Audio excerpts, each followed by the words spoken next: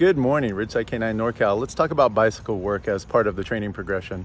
We're proud to be one of the few trainers that actually use bicycle work as a normal and frequent portion of our training. A lot of the things that we get from the bicycle work are incredibly valuable to the dog as training and you living with the dog goes on.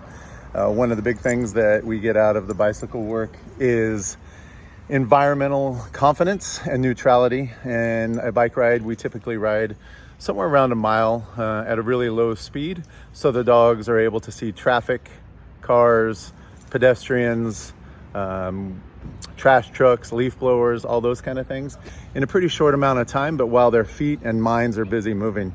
If we were to go on a walk, we would see some of those things, but not as much, and we would see it at a much slower pace, which allows the dog to focus on those items.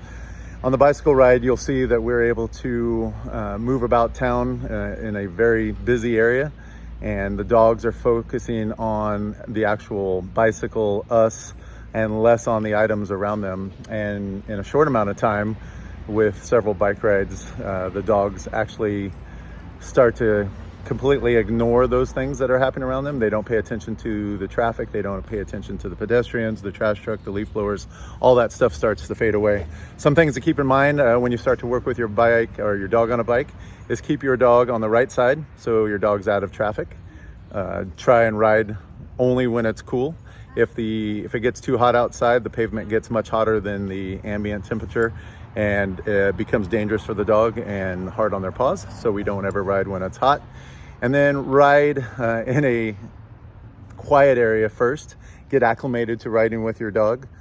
We've done this for a long time. We understand where to keep the dog, how to keep our hands off the handlebars when we have a new dog, and what pace to go for the dog that we're riding with.